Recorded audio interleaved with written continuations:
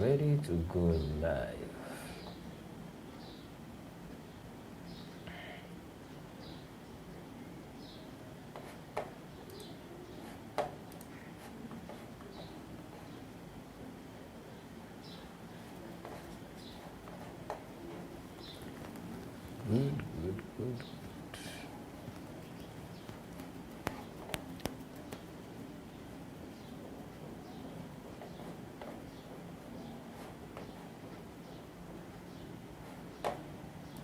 Good. Good. We are Lendi.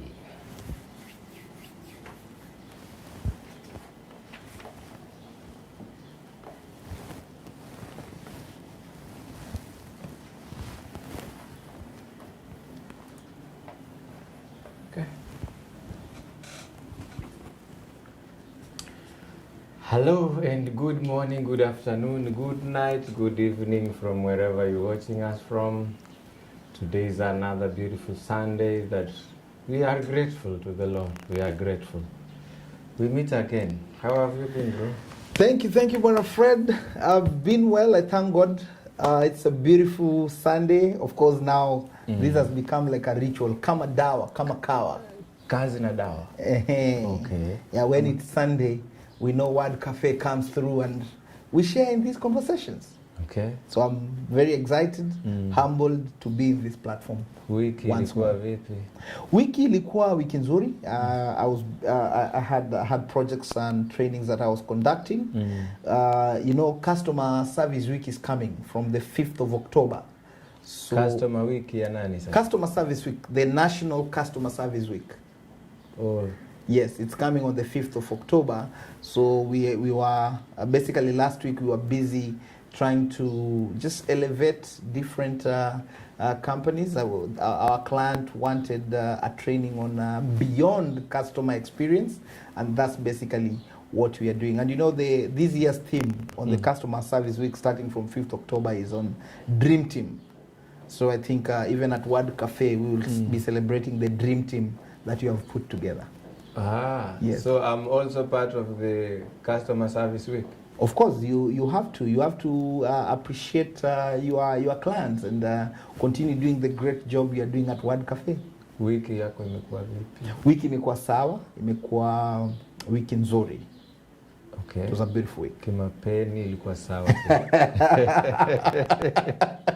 Unajua masuala ya mapeni siwezi nikazungumzia sana but generally wiki imekuwa nzuri kwa sababu tuko wazima wa afya, tuko familia ziko salama, wapendwa wetu wako vizuri, ndugu na jamaa na marafiki wako sawa. So for me that is a sign that we are good, we are healthy, we are on this platform. So the week has been well. What about you?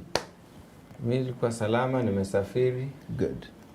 Nimesafiri nikafika pia pale Kenyatta hospitalini. Lakini nilikuwa nimeenda kumuona mgonjwa. Okay. Naam. Mgonjwa anaendelea vizuri. Nairobi watu wako serious na mask. Unaona vile watu watembea na mask? Yes. Nairobi watu wako serious. That's a good sign. That's a good sign. We really want this curve to flatten, and the only way for it to flatten is everybody taking responsibility. So it's a good signal. It's a good signal. You think it is, eh?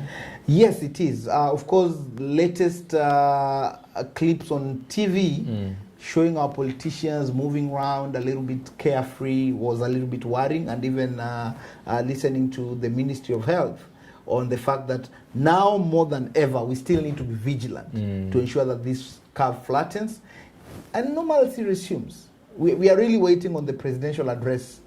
So do you think the politicians making people to gather in big numbers without face masks is a risk? I believe it's a risk, and I'm basing here on what the Health Ministry has given in terms of the Public Health Act, to the fact that we still need to observe physical distancing. We still need to wear the masks. And some clips were even showing some of these leaders not having masks at all and mingling with zero distance. So it is a risk. It is an act of ignorance, or it's an act of we are safe? My take will be it's an act of arrogance. just not adhering to the same rules their government is giving us. That's my take. Chana na wanasiasa. Yes. They will always be there. Si hasa yani. Si hasa. Oh, okay. Wanasema Waswahili. Hiyo siwezi shika. Labda nipitie darasani. Yes. Leo tunaangalia masuala ya originality kwa Kiswahili nini? Originality. Like the original you. Wewe Yes. kusema kwa Kiswahili. Kwa Kiswahili. Kitovu changu. Umeanguka. Nirekebishe tafadhali. Kiswahili kidogo huwa kinanichanganya saa zingine. Ushasikia neno asilia? Asilia bila asili. Asili. Mimi nafikiria kitovu kumbe asili. Okay, sawa. No problem. Yes. We are talking of originality for a purpose. Yes, for Originality purpose. for purpose. Yes. A good topic, I would say, because one of the key things that comes to mind when we mention originality is we were born originals. We were not a photocopy by the time of birth. And I want to believe this is what even advised this team, because truth be told, in today's world, many people are living below their originality. Okay. Hence, they end up living as photocopies. But and I've been there also.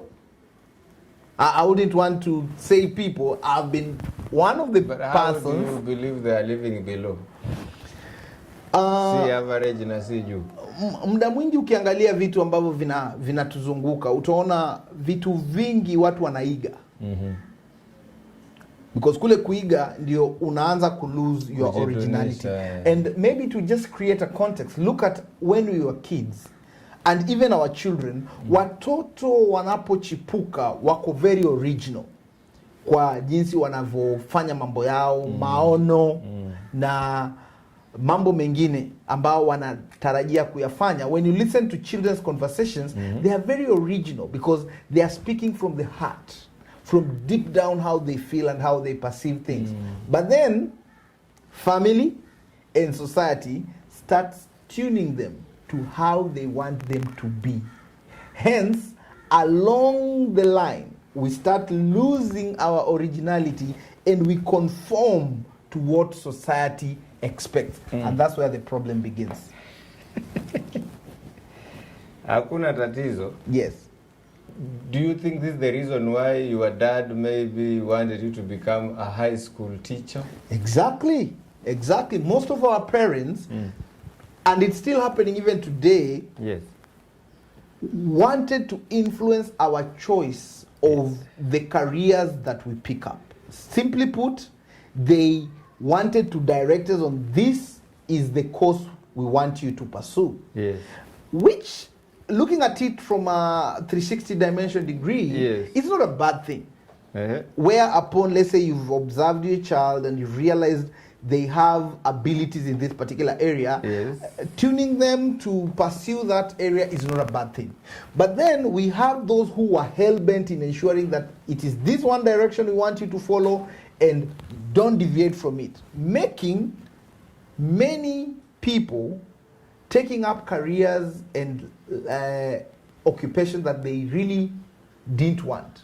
And many of such people end up being frustrated because they are operating in an area that lacks purpose.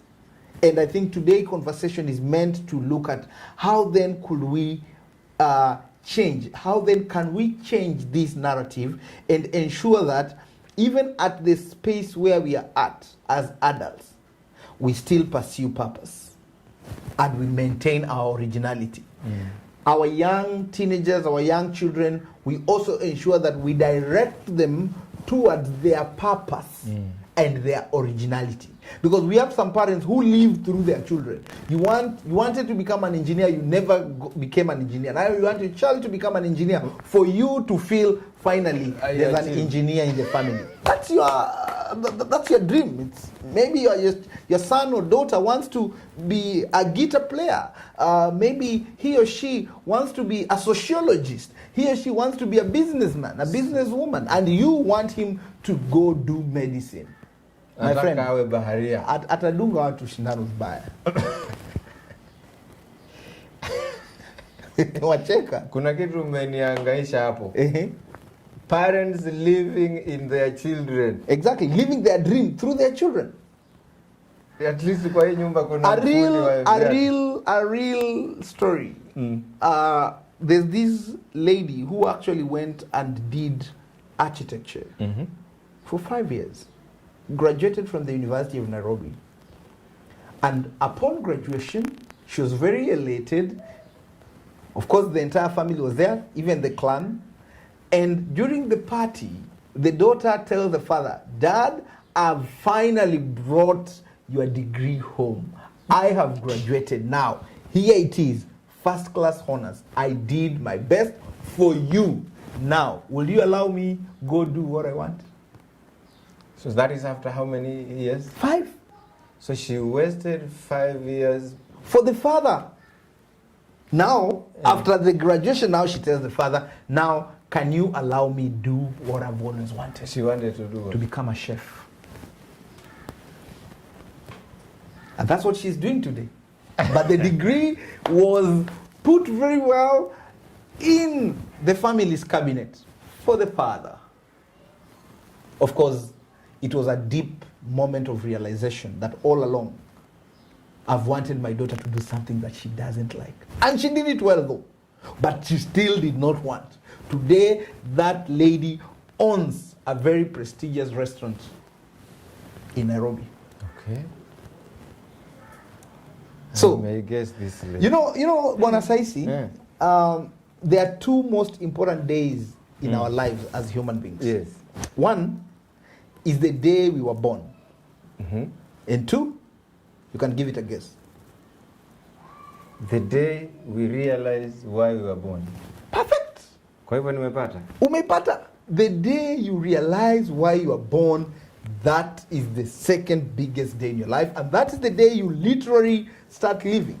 There are others who discover this way early in their lives.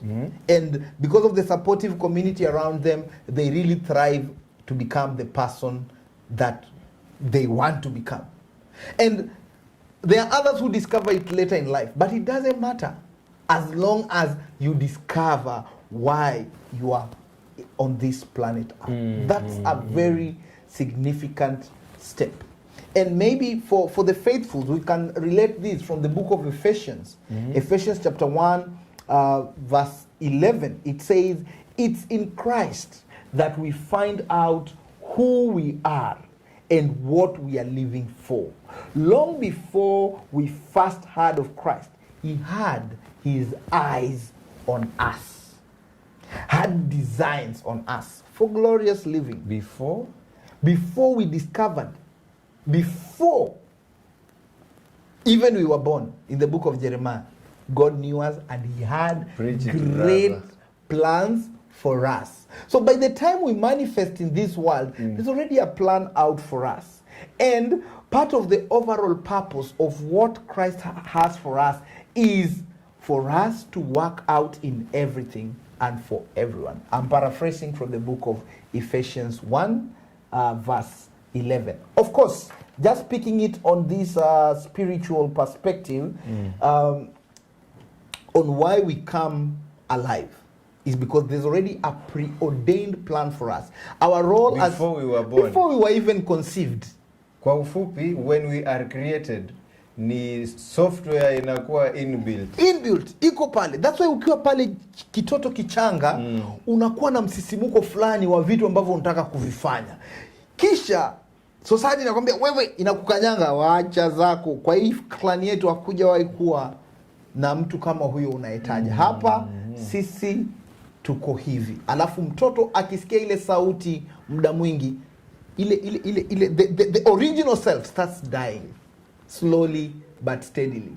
Then what comes in is the photocopy now of what society expects of that particular child. Now that has been the challenge to most of us. But fortunately now, with the opening up of knowledge, many people are liberating themselves slowly but steadily. Today, look at the labor market.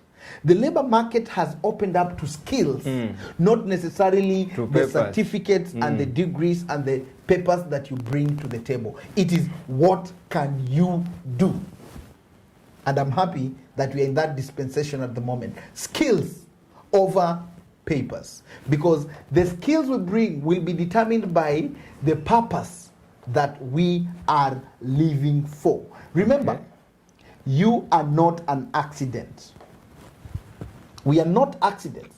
So we come into this life already with the software of operating in purpose. So this conversation is very timely because we need to remain originals. And there are different ways that we can remain originals. And that is what I want us to highlight in this session. If you were to package this conversation in 3 points, yes, what could this be? 3 eyes. I'll summarize them in 3 eyes. Not 3 points. 3 eyes. But there are still points, but I'll look at them as 3 eyes. Good. You know, I like acronyms. It's easy to remember an acronym. So the first I is identity. Basi nilikuwa naona kama macho. I for identity, the first one. Okay. The second I is importance. Tuanze na hii I ya kwanza. Tuziangalie tatu alafu twende moja kwa moja. Identity, importance, impact. Umuhimu na okay. Nimeshikwa Kiswahili, nimeweza kugeuza moja tu. Umuhimu. Hiyo. Na hii identity tunasemaje? Kwa sababu ndio tunaanza nayo. Kitambulisho. Utambulisho wako. Wewe ni nani na uko hapa kwa nini? So identity picks it first because utambulisho hicho ni Kiswahili sio? Natumai. Kama ni utambulizi. Unajua nakumbuka katika mtandao na Waswahili mtusaidie mtu okoe. Nakumbuka katika lessons zangu za Kiswahili kulikuwa na kitu kinaitwa utohozi wa lugha. Kwa hivyo hii identity tunaweza ita identity. Anyway, on a serious note, the first bit that we need is identity. Identity. Yes, you need to identify who you are. Then why are you here? Importance. Then the importance. Yes. Then once you know your importance, then you can have impact. So identity, impact ndio importance, kugonga. Impact. Kugongwa ama kugonga. Uliza executive producer atakueleza impact ni nini. Mimi sijui kwa Kiswahili. Sawa. But naweza kuifafanua kwamba impact ni ile hali ya kugonga. Unachanganya. Aya. So those 3 eyes will be my summary of originality towards the purpose that you are called for. Let's talk about the first I. Identity. Very well. You drive a very strong car. Toyota Probox. Wacha tusihitaje. But unapokuwa barabarani, kuna vile ile gari ina msukumo. Yes. In terms of speed and horsepower. Now, kuna muda mwingi unapata uko tuseme na gari, wacha nitumie mfano wa gari as an image. When you go to a showroom to buy a car, you are buying this car for different purposes. Correct. And functionalities. Yes. So each model of a car comes with its usage. You wouldn't buy a basic salon car and want to go and have it on a rally drive. Why? It will not function. It won't. Ni kama utakuwa unafanya matani. Because if you want to buy a speed car that you'll take to a rally, you'll be very particular. I need these specifications. Subaru ama Ford. Gari ambao unajua hata taya zake ni za racing. Engine yake, horsepower yake ni ya racing. So pia hautapata mtu anatumia a racing car kwenda kuifanyia shopping supermarket. Because the purpose of that car is a speed machine. That one I agree. That one you agree. Yeah. I use that because I know it will be easier to make sense for you. Waweza tumia hata mfano wa ndege. Kuna ya cargo na ya passenger. Na kuna private na kuna private jet, kuna ilisimama lakini. Tusiende kule. So with that analogy of the car, let's bring it down to who are you? first, our identity is in our creator, because our manufacturer knows our specifications on how best we can do things. So identifying ourselves, because like this plant right here is anchored in the earth. Today, if we pluck out this plant from this particular jar and the soil in it, what will happen after a few days? It will die. It will automatically die. So first, our identity is anchored in our maker. That's where we get our strength. That's where we get our power. And once we are anchored there, then we get the power to pursue whatever then our minds conceives, without allowing societal voices to tell us that we cannot do A, we cannot do B, we cannot do C. Tusaidia hapa. Yes. How do we contain the voices from the society? Because that is where many talents die. That is where many dreams get buried, and that is where careers change plan. Yes. Like I wanted to do medicine, then because of the society, I went becoming a policeman or something of the sort. Very well. I will.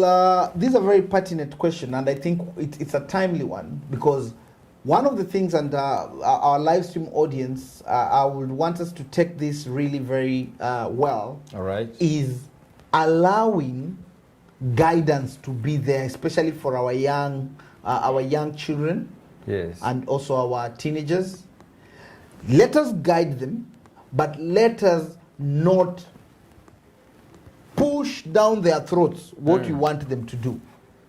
So the one thing that will enable society not to kind of influence the people that we become, if especially negatively, is guiding, whereas observing what are the strengths of this boy, of this girl, and then nurturing them towards that direction without imposing. So the key thing is, let us not impose things on our children. And even for ourselves, who are now adults, for any adult listening to us and watching to us this afternoon, do not listen to the voices that are outside you. The one voice you need to listen is your inner voice. What is it telling you? And this is what will advise you. The voice will tell you, Vincent, Fred, Lynn, these are the things that you can do. Now, then look on the outside.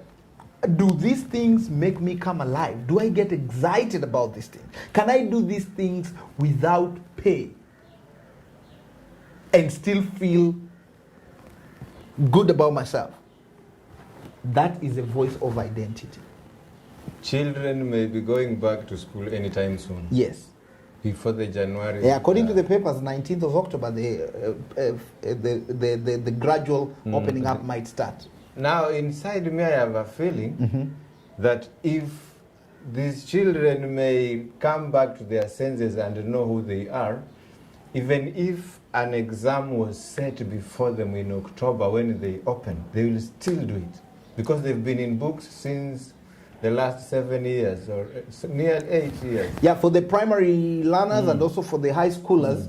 Of course, they'll need refreshing, which I think the ministry must be cognizant of, so that the minds get back to that classroom situation before the exams are done. But on a wider perspective on this identity element, because it cuts across the board, is a case of, for the parents and other family members, let us not impose what we want for our children to do. Let us guide, but let us not impose.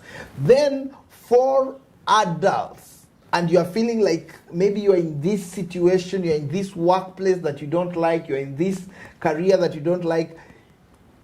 I mean, you're not a tree, you're not planted. You start making gradual changes towards inclining towards the voice that is telling you these are the things I'm meant to do. It's gradual, but you make the step. I've always said this, and you know it. Choose day one or one day. Choose day one. Start making the steps. Not one day. Not one day. I want you to talk to us about this person who is employed. Yes. Na kutoka Januari mpaka Januari usema mimi kazi nitawacha. mimi kazi nitaacha, lakini ikifika mwisho wa mwezi mbona mshahara imechelewa? You know, I don't know. A typical example of our society. Thank you for that. You know, the reason why many people find it hard to, let's say, operate within their originality and their purpose. You know, they say, once you're getting this salary is meant to create some comfort. And truth be told, there are people who are meant to be salaried. That's where they operate best. They operate very best where they are structures in the salary environment. Okay. And they will operate there till they retire, and they do well in that environment. Na bado wakule ile pension. Vizuri sana. So the key thing when I'm addressing this issue is, do you, like now, ule ambaye anasema nitatoka katika kazi hii, inamaanisha hajaridhia. Na huyo mtu ni, the only thing that person needs to do is to take action on the things he wants to do after putting a plan.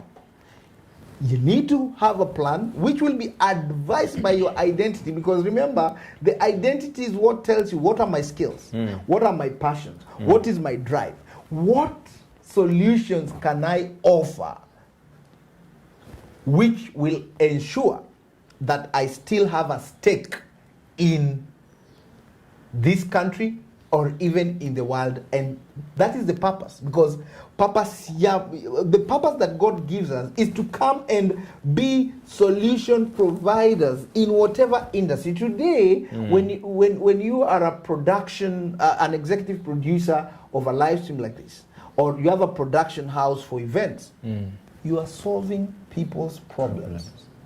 And as long as you're solving people's problems in the production space, you will get clients. Go ahead. So, back to the question you asked. Yes. They have to take action.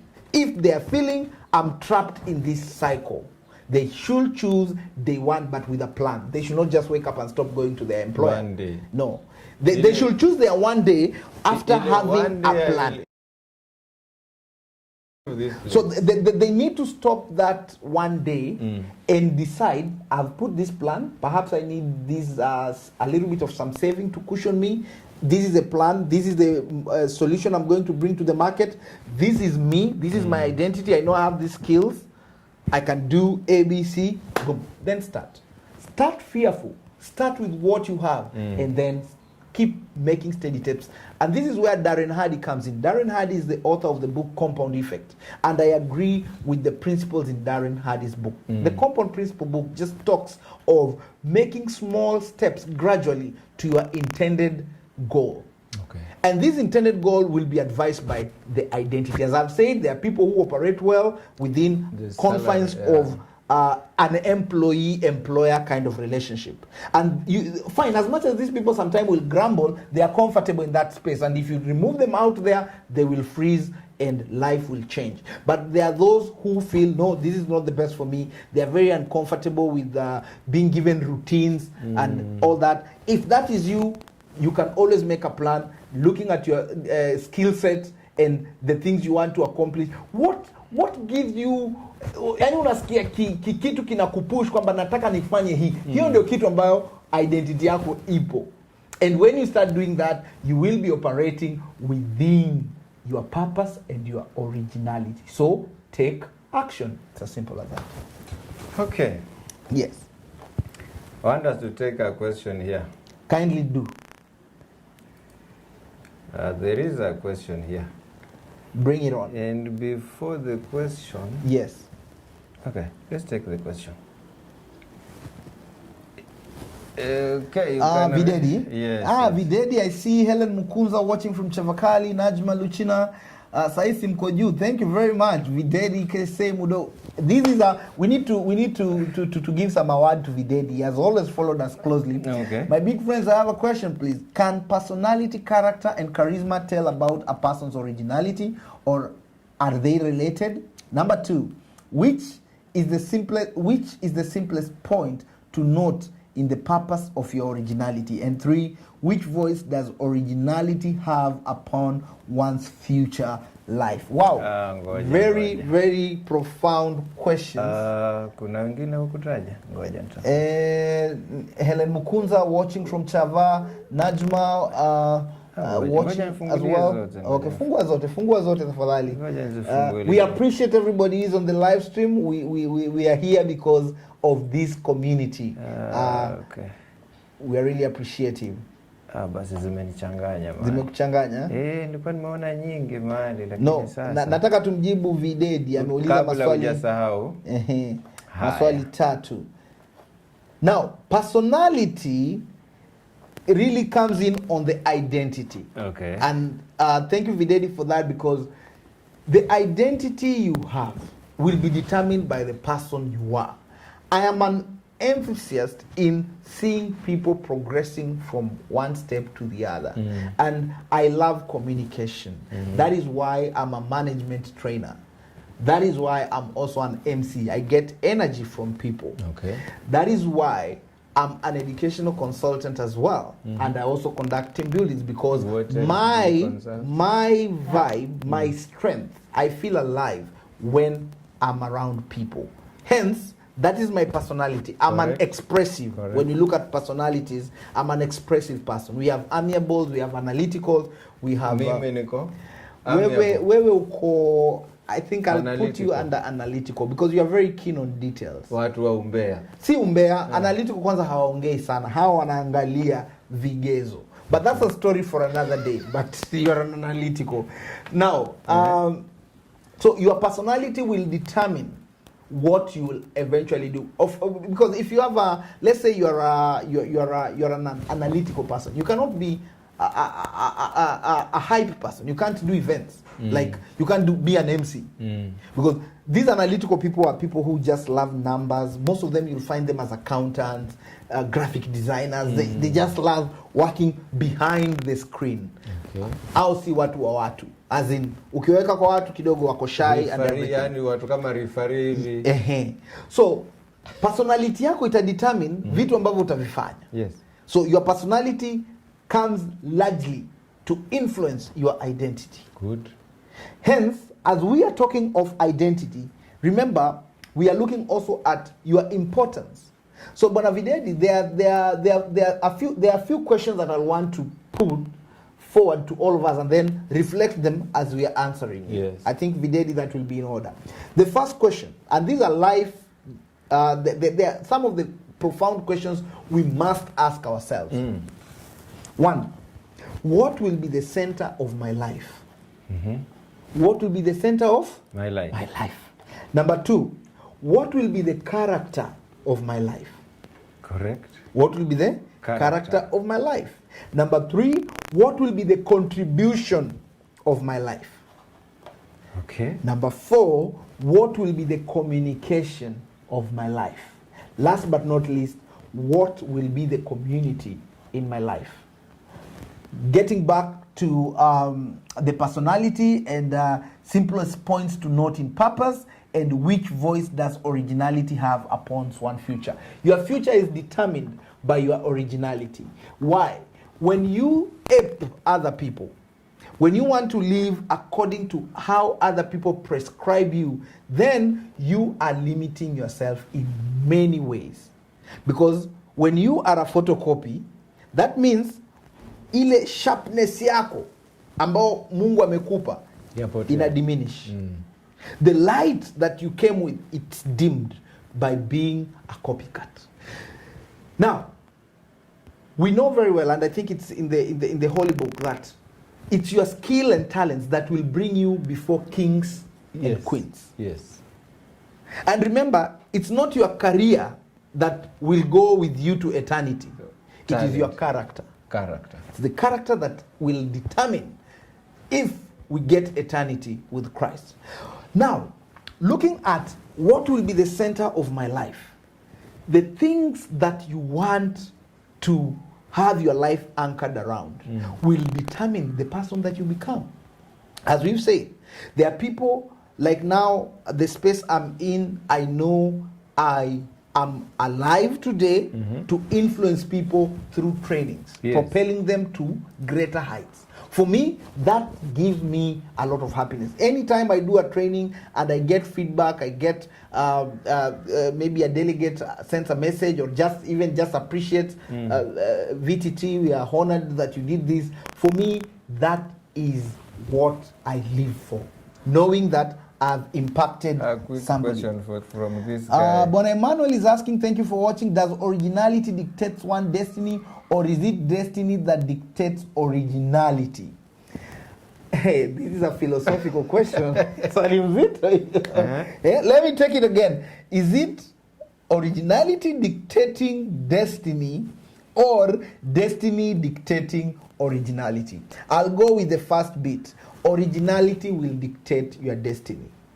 Why? Unfortunately, at some point our life ends. And they say the graveyard is the richest place. Why? Because people die with dreams that were never accomplished because they were not original. If you maintain your originality, you will do the things you are meant to do. You will have the importance. Remember the second I, importance, that is coined in this question. What will be the character of my life?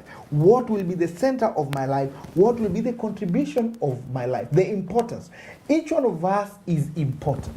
We are meant to serve people. God does not come down to serve. He uses you, Fred. He uses Lynn, he uses our brother here, he uses myself here, he uses us. So, when we are serving people in our different capacities, the people that we interact with on a daily basis, that is the time for us to show our originality in whatever field we are in. By the way, I can add something. Please go ahead. The same question Emmanuel Saisi asked. Yes. Originality ndio ina dictate destiny ama destiny ndio ina dictate originality. Destiny inaweza confuse ikaenda kwingine, lakini originality ile ilitengezwa, like for example, if I was meant to walk from Mombasa to Zanzibar. Yes.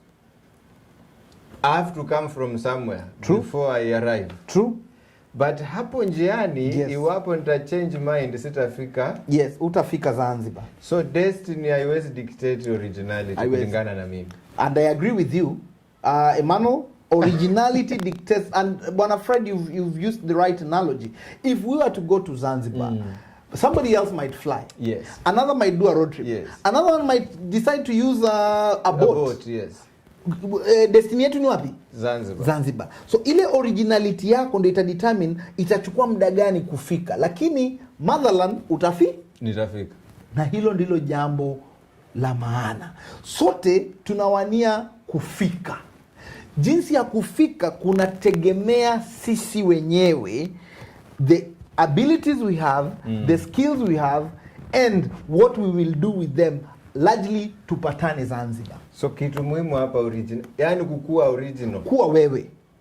Fanya vitu ambavyo unasikia vimetoka ndani yako. And you see, the beautiful thing about originality is, it might take you some time to reach to Zanzibar, but you will. You will. What are we saying? It might take you some time to attain your goals. But if you stick on it long enough, persistence and commitment takes you to that particular place. Remember, importance. Umuhimu wako ni katika vitu ambavyo utakuwa unavifanya kila siku. What are these things you are doing slowly but steadily every day, consistently, that takes you to your goal? Good. These are things that you should not stop because you have hit a stumble. Yes. You know? And the other thing maybe is something that we have to mention here is we are not going to serve everyone in our importance. Correct. Even Jesus didn't serve everyone. Aliserve watu kadhaa. He died on the cross for everyone, but remember he had a select 12 who helped him in his ministry. Correct. So, looking at it from that perspective, Bwana Fred Saisi today through Word Cafe, we cannot serve everyone. True. VTT Institute and Premier Inspiration Consultancy cannot serve everyone. We have a cut niche. So, the key thing on our importance is to know where are we going to serve. So once you've identified, this is the space I want to serve. For example, as a team building consultant, as a management consultant, there's people that I will serve, where my skills, my services are needed. You're in production. You're not going to do all the events in this country. You will have the events that are meant for Fred Saisi, and those are the events you will do. Other people will also do theirs. And that is why the cake is always enough for everyone. Wachia hapo. Tunataka tuende kwa ai ya pili. I hope tumejibu maswali. Tumekuwa kwa ai ya pili tayari. Tumekuwa kwa importance. Kweli. Na tumezungumzia tumejibu hayo maswali ya Videdi na Emmanuel. Emmanuel and Videdi, you can confirm and just put in the comments. Okay. But ideally, thank you for the questions. Originality determines your destiny. Because as we've said, that is the direction you will take with your life. Destiny ni baadaye. Destiny itafikiwa tu. Unaweza badilisha destiny. Yes. Mbinu ya kukufikisha pale. Kwa mfano, kwa nini watu wanafanya bidii maishani? We want a successful life. To get successful, there are very many ways of getting successful. Good ways, that is. Of course, we also have shortcuts which eventually backfire on people. Njia fupi siku zote zina backfire. So largely our paths are different, intended for one particular goal, to be successful, then to be happy. Correct. Of course, depending with how you define success. And I've always said, for me, the best definition of success, progressive realization of a worthy ideal. Whatever is worthy for you, you know it. Whatever is worthy for me, I know it. Taking us to impact. Impact. Yes. Hapo pa kugongwa ama kugonga. Hiyo kugonga sijaelewa. Impact kwa Kiswahili. Sijui kwa Kiswahili. But what I know on impact is, as long as you are original, that's where the impact comes in. I was watching something on YouTube the other day. Some students from KU, they were performing at State House after they won on the national festival. I think it was 1 or 2 years ago. A nice duo. And there they were before the president in State House, making him laugh. Every line they would say, the president was laughing, the first lady, Margaret, was laughing, the entire presidential dais was in burst. Then I was like, reflecting. These two young men are operating in purpose. Look at the president and his dignitaries laughing at every bit that was coming from their mouth. They were meant for that. They were meant for a moment like that. Kama wao. They operated within their purpose because they were original at what they were doing. The original them. It took them to status. So. That is in the arts. Let's come back to the different other bits. Let's say, and I want to go very basic. Let's say you are deep frying fish and selling it to the people in your, deep fry fish in your neighborhood. Hata ukila. I'm just using that example. When a customer comes and buys that fish from you, goes home, makes dinner with it, and they enjoy with the family. Yes. And they say, hey, this fish is very nice. You are having impact in people's life through selling of that particular fish. Hence, whatever little thing we are doing, let us not take it as little. Never look at anything you are doing as being low. As long as you've embraced it and you are doing it well, that becomes the impact. Because you might not get the feedback immediately, or never even at all. Maybe some of these clients might never come and tell you, by the way, I really cherish your fish. But deep down, they are saying good things about the fish. They are saying good things about the bananas they bought at your grocery. Correct. They are saying good things about the products they bought from your shop. People are saying good things about the services you are giving, whether online or like for us in the training space, when we are conducting our trainings, and a life is changed. A life that you never even know changed. You are having impact. And this is the one thing we have to keep for all of us. Because once you are now operating not motivated by profit, you are now motivated by impact, then you are at your original self, operating in the purpose that you are born for. And even when God calls you, you'll rest easy, knowing you did your bit. Ulicheza kama wewe. Ulicheza vile ulitakiwa ucheze. Na mchezo uliumaliza. The good book says I ran my race. Na nikamaliza. And I finished it well. My favorite trainer to date, there are many, but one that tops the list is the late Dr. Miles, who largely talked of living full and dying empty. By the time his plane crashed, the guy left us with more than 64 books and countless videos and audios on how you can be the best version of yourself. Cool. And he used to say, even Christ himself did not die old. He was crucified at 33 years. Very young. And at the cross he said, it is finished. We need to die empty. Finished. We need to die finished, not old. We need to die finished. And once you're finished, kazi yako hapa itakuwa imeisha. Na unawekwa taji. Umepewa taji. Videdi anasema? Yes. Kizungu soma mwenyewe. Nilikuwa nafikiri Kiswahili. Videdi, big up. Thanks very much, my people. I'm done. God bless you. Thanks. Peace. Akaya Benson following.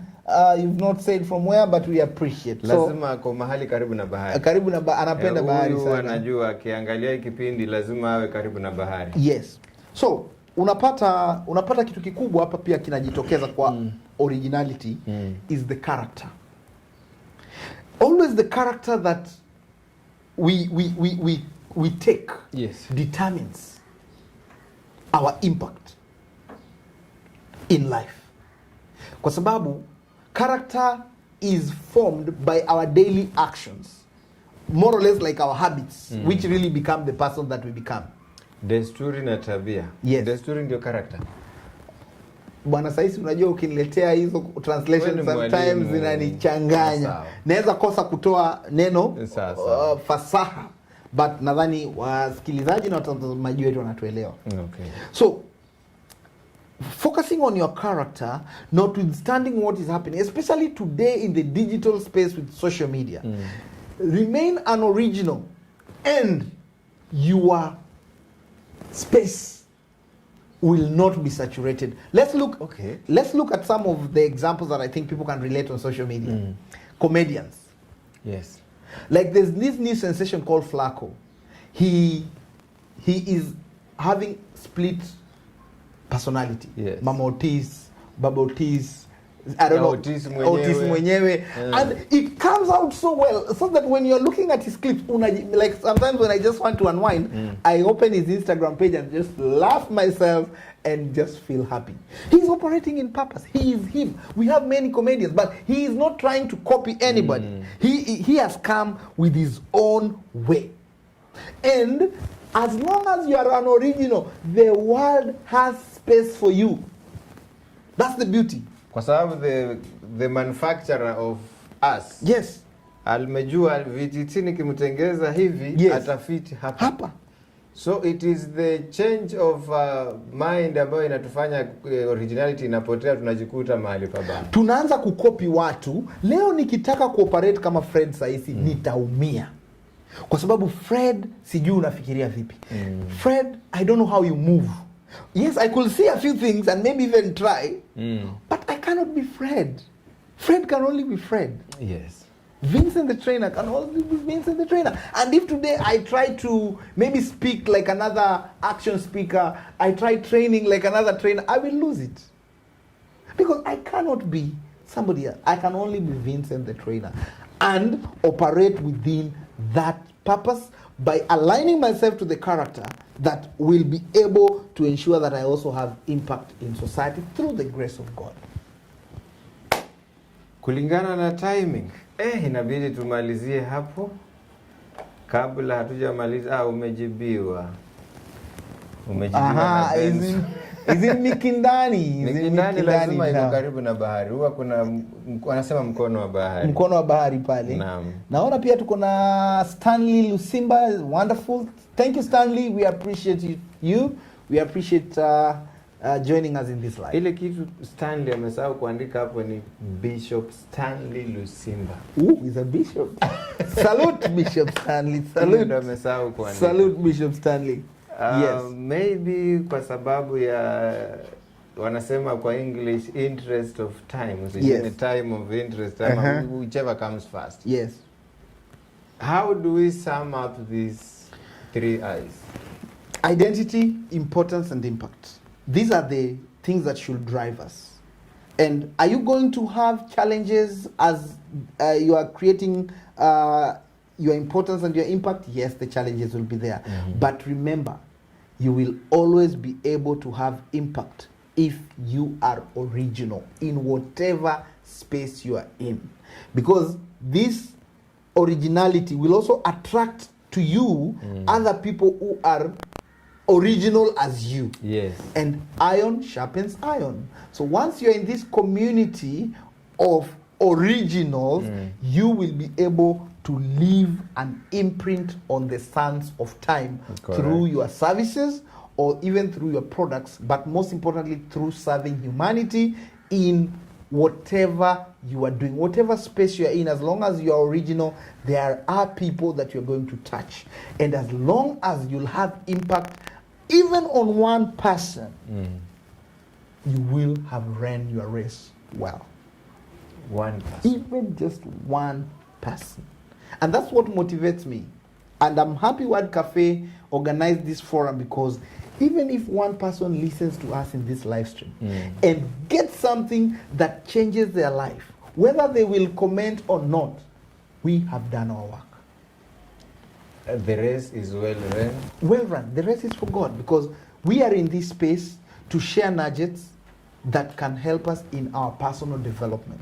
And if just one person is elevated, and that person could be any of us in this production room right now, by the way, because what we are sharing here, we are not just sharing it to our live audience, we are talking to ourselves as well. So, in summary, let us ensure that we don't allow outside voices to control the person that we want to be. Remember, there's an African proverb that says, if there's no enemy within, the enemy without can do us no harm. As we are moving on in the new week, just ensure that you stay within your originality. Don't allow yourself to become a photocopy. Don't allow yourself to get negative voices derailing you from the course that you have taken. Remember, you're already predestined for success. You're already predestined for growth. You're already predestined for impact. Go forth and ensure that the impact is attained. Okay. I've been honored once again, thanking the Word Cafe team, Fred Saisi, Lynn, and all of us from Word Cafe. Wishing you all the very best. Have impact. Yours truly, Vincent the Trainer. Thank you. Vincent the Trainer amemalizia hapo. Nashukuru leo niko na mzee mzima, mzazi mwenyewe wa video, Abdallah Karim. Leo alikuwa ndani ya nyumba. Yeye ndiye alikuwa behind the screens. I'm honored to be with you guys. Asante Lynn, you are the best. Goodbye. God bless you.